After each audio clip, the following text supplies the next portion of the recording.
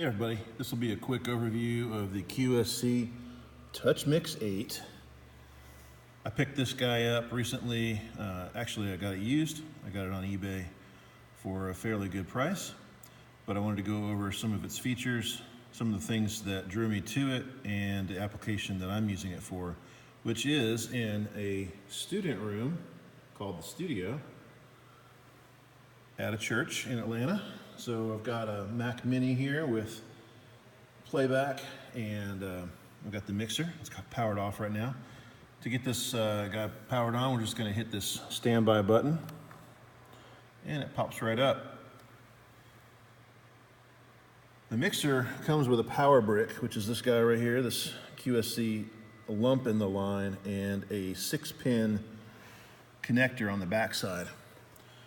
All of the inputs are typically up here on the top. These are stereo 1/4-inch line inputs, and then on the back side it has the main, left and right, and then 4 aux outputs. Those are hardwired in the software to aux 1, 2, 3, and 4, which you can set up however you want, but they can't be remapped like an Omni output on, let's say, Yamaha mixer. The main overview of the mixer is right here. The mixer features a full recall, they call scenes, and the scene is a full recall.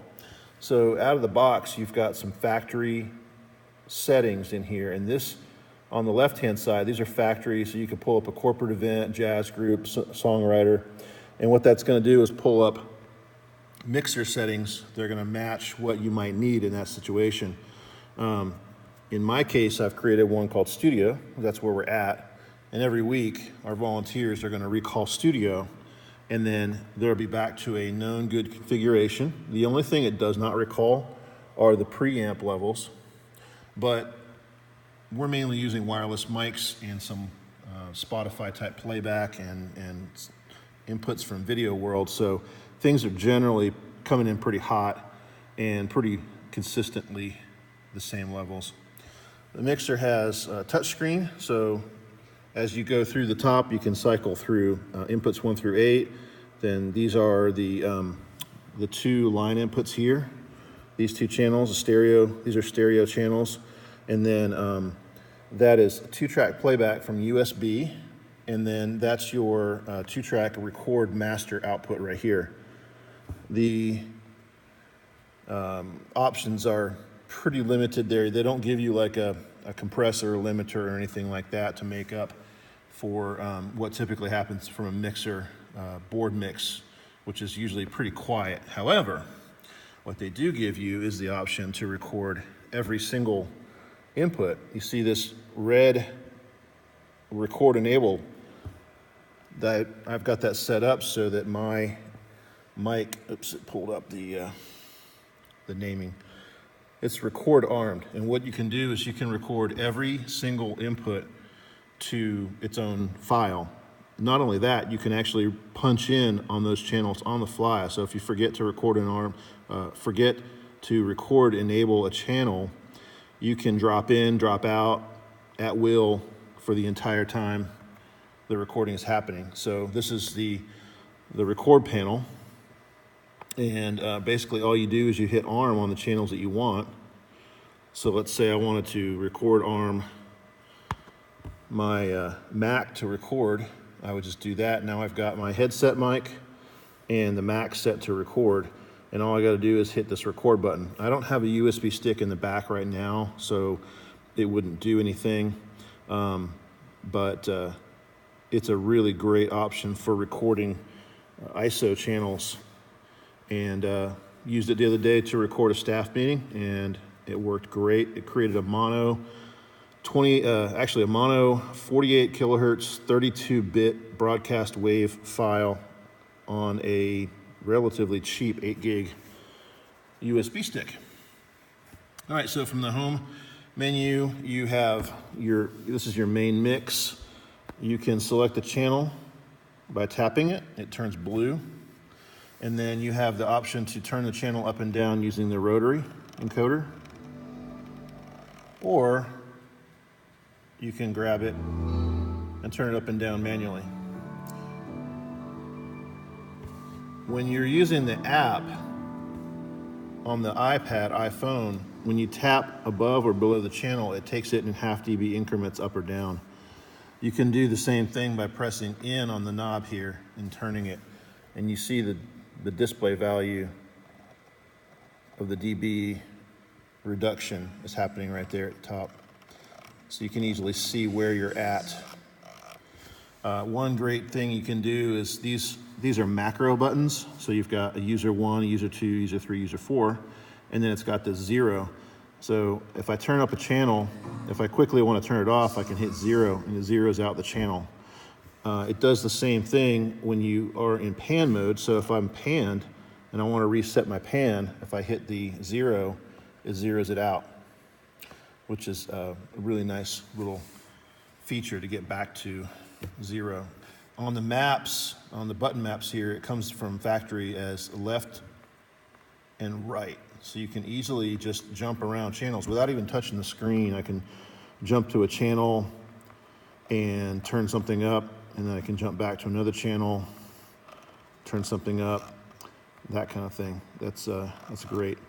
So one of the other things you can do is you can set up DCA groups. So a DCA group is a digitally controlled amplifier. It's really kind of in Digico world, they call it a control group. DCA, if I tap the top, I can set it up. Now I've got, on my DCA 1, I've got handheld 1, handheld 2. If I go back to my home screen, that takes it back to where I was, basically home being faders. And if I mute the DCA, and then I go back to my regular input channels, you'll see that they're marked in yellow right now. That shows that they're being muted from a DCA. Red is a regular mute, and yellow is mute from a DCA. So if I come back to my DCA groups, and then I unmute, and then I go back to my inputs 1 through 8, they're not muted. So DCAs are a great way to control multiple channels at once. So if I had this channel turned down, and I had these channels up to where I would normally use them, let's say that my normal use case is there, but I don't really want to, I want to control those two channels at the same time, so my DCA is down. When the DCA is at 0, that means that it's not taking away or adding to the levels, and those mics are going to act like they would as if nothing were happening right now. If I go back to DCA and I turn this DCA down, both mics have been turned down. So this is useful if you want to have, let's say, a band and you've got a whole drum kit and you want to turn up and down the entire drum kit without having to actually mess with individual levels. So this could be the entire drum kit being turned up or down. Once again, if I hit 0 on this, it actually takes it to not the bottom, but it takes it back to a null, or it's not adding or taking away from the level at the DCA contribution. Okay, so if I turn these down, if I tap that now, I hit 0, it'll turn it to off. So that's pretty smart, the way that they've got that set up. The mixer has individual phantom power on channels. If you want to go to an aux, if I hit aux, this is a quick way to see what all of the auxes are doing. And then if I hit the home button here, I can cycle to basically what would be a flip to faders mode. So over here, I've got main mix. So this is all my contributions to my main mix. And I've got here on the left, Mon 1. So this is now is a fader flip. Now if I turn this up, I would have sound going to a monitor. And I actually don't have monitors turned on right now, but it's the same thing with Mon 2. And then I've got nothing plugged into aux 3 or 4, so I just erased their title entirely, so they're just blank.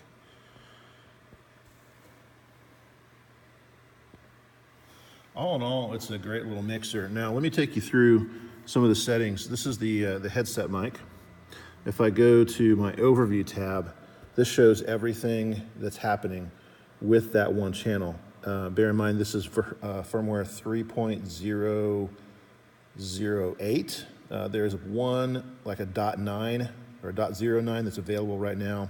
I haven't updated the mixer. I needed it to work out of the box, and I needed it for an event the other day. Literally, I pulled it out of the box, and 5 minutes later, I was making sound for a staff meeting. So at the overview level, you've got EQ. At the top there, you can tell it's assigned to left, right. You can tell that it has no digital gain added or taken away. It's not got delay. The EQ is turned on. You can see the frequency set points and the gain reduction happening at those. I can see that I don't have any, oops. You can see that I'm not in any DCA groups with that channel, and that I'm not in any type of mute group situation. You can see the comp setting, the gate setting, you can see effect sends, and then you can see my monitor outputs. And you can see the level of the channel. So at this level, you also have these two buttons here. So this is actually a channel previous and channel next. So if I go down to, just cycle to my effects. If I'm on my handheld channel, you can see that I'm in DCA 1, which is, I showed you earlier that the handheld 1 and handheld 2 are in DCAs. You can mix from this channel, so if you need to, you can stay here. You can mix from this level. One thing I wish that they would do is I wish this was sticky. So I wish that if I were clicked on this channel here and I had my meter, I'm tapped on the blue here, so that my encoder would change. If I switch over to EQ, that does not stay. So if I turn my encoder right now, nothing actually happens because nothing is selected. So I don't know if that's a great feature or not. I wish they had an option to make the channel level sticky while you're in the channel settings. But anyway, this is EQ, very full-featured equalization section, 4-band parametric shelving, high and low options with the little tick here. And then on top of that, you've got a low cut and a high cut, basically a high pass and a low pass filter. I don't know what the slope is on those, but it looks fairly standard from the graphic. You've also got presets. So you've got an overview, channel overview. You've got channel presets that you can set up. So I've got here a, if I go to my user presets, I've got headset with an E6, and that's what we're looking at right here. This is in this room. This is the EQ that works based on the tuning of this PA for a headset mic without being too boomy. It's sounding pretty good. This is a compressor section. Fairly standard. You've got a built-in de-esser, which is very nice on top of. So normally on a console you get a compressor, you get a gate, and the compressor does de-essing, or it does compression. This guy actually has a de-esser built in, so you actually get what would be three dynamics processors. Now there's not much control here. It's just saying how much it's going to do, but it does work as a de-esser, which is very nice. There's your gate settings. Fairly standard, attack, release, hold time, and the amount of attenuation. So if you don't want the mic to shut off completely, which this is probably set to factory right now, I didn't realize that. I really don't want my headset mic to shut off completely when it's in gate mode. I want it to be like ducked back maybe 10 or 12 dB, so it's not completely off. You've got effect sends, and from this page you can actually see and do some rudimentary settings. So your effect bus 1 is a mono delay, and you've got the delay time and the amount of feedback to that. Then you've got a reverb processor on FX2. You can see the size, pre-delay. This is the default settings. Then you've got a dense reverb. There's your time and initial delay, and then FX4 is a pitch shift, which I had some fun with this the other day. 1200 is actually 1 octave. So that's basically 12 semitones higher on the left and right. So it sounds like a chipmunk when you have somebody talking right now, and you take them out of the main and you only have them running through the effect, which is kind of fun to do to somebody once in a while. All right, then you've got your aux outputs and channel presets, like I said earlier, and then the setup of the channel, which you can do polarity reversal. You can change your phantom power, basically what type of sensitivity is the channel. Is it a mic or is it a line input? When you've got, and one of the cool things, I didn't dive into this, but under the recording and playback, this actually will do a type of sound check, digital sound check. So if I have these tracks record armed and I record all of them, when I'm finished with my recording, I can de-arm them and put them into a track mode. And now instead of taking their input from the preamp, they're taking it from the USB. And if I hit play, I'm going to get my virtual sound check, which is on a mixer this size. Built-in virtual sound check is just unheard of. So now you can see that the input is set to my track instead of my live input. You've got delay settings that you can make here in case you're trying to line up, let's say, a kick drum 1 and a kick drum 2, and you've got maybe a foot of difference between the inside mic and the outside mic. You can line them up. Same thing with like a bass amp. DI and a microphone for a bass guitar. Or if you want to get creative with the digital delay input on your channel, it'll do 100 milliseconds on every channel. One thing that's missing on this console is the ability to take, let's say you want to take input 1 and you want to have it show up on your mixer input 1 and 2. Let's say you want to do a digital split or a mult. It will not do that. You have to physically split the signal as it comes in, do it old style, analog with a split. And I wish they had a way to basically at the setup level say, hey, where's my input matrix or where's my input pick points? It does not allow you to do any type of remapping. So that part is a bummer, but I'll go ahead and turn off my, my track. The nice thing is they give you a few different ways you can do this. That's nice because I can set it to record or track from the record panel, or I can do it from the channel detail here. And let's see, one thing too is it's got a Q button at the top, so if you have a set of headphones plugged in, you can queue up channels. And when you're in your main menu here, you can actually set where the cue point is. You can set up the cue pickoff to be pre-fade or after fade level. It'll run 44, 48K. You can change your dynamics processing globally for pre-EQ or post-EQ. Demo mode, why? I just don't understand why they'd have that there.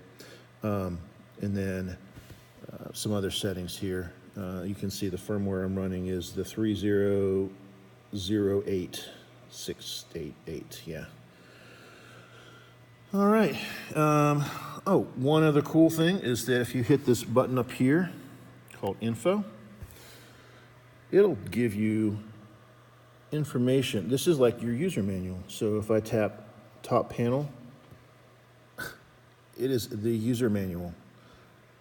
Unbelievable amount of information that you can sit here if you're a guy working a corporate gig or church or whatever, and you just want to learn. Let's say you're a manual reader. If you're doing your research on YouTube, I'm going to assume you're probably a manual reader, and you like to read manuals in your spare time. I do.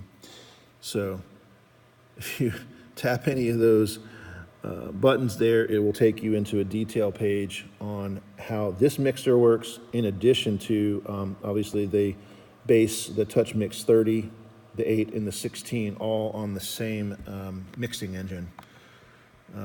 So you've got basically a wealth of information right here.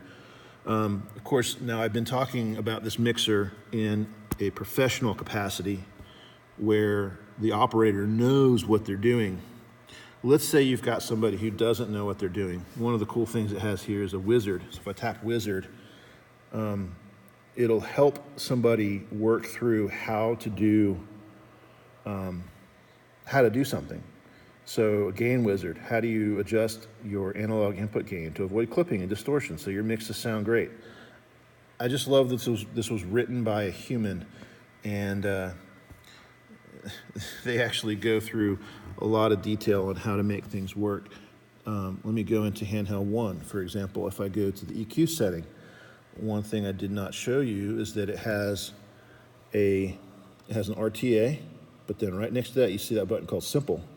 So if I tap Simple, now instead of having full parametric controls, I've got low mid, mid high, and high. It takes the guesswork out of working this console, because now you've removed a layer of, if you don't know what your knob is turning, then don't turn it type scenarios.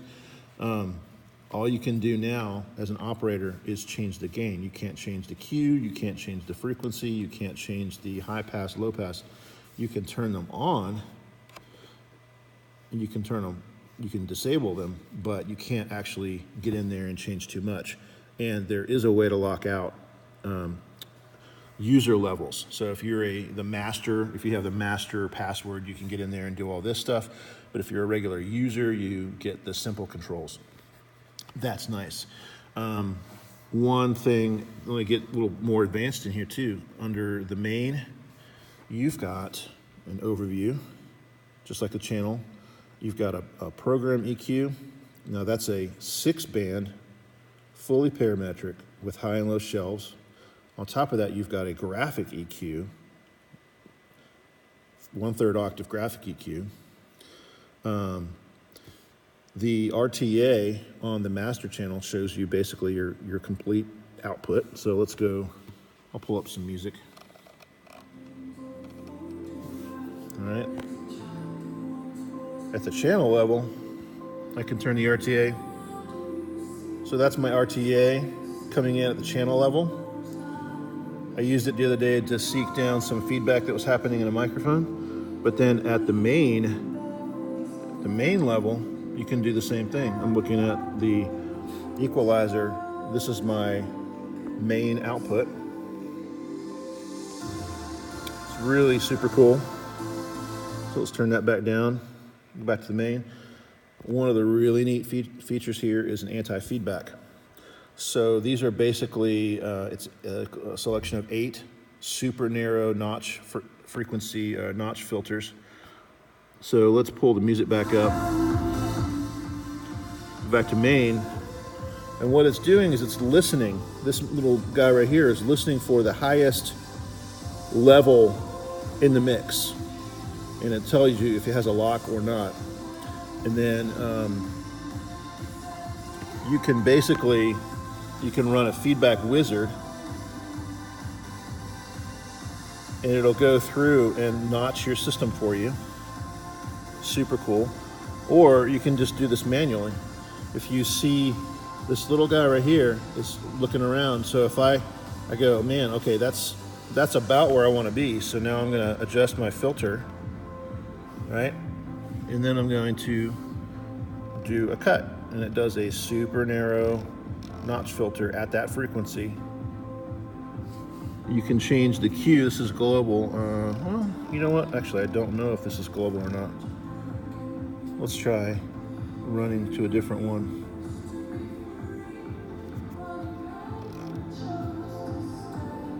Oh yeah, so these are global. It's a global filter control. And then you've got a limiter in your mix as well. So this is limiting on the main left-right outputs. Doesn't have a compressor, which is fine. Well, sorry, it doesn't have a separate gate and comp, but it has the ability to switch between a limiter and a compressor style gain reduction on the main left and right outputs. Let's turn this back down. All right, so that is a 25-minute overview of the QSC TouchMix 8. Again, this is installed in a room with basically left, center, right, Orinkus Hines rig, with some bag end subs under the stage. Sounds really nice in here. And the QSC TouchMix 8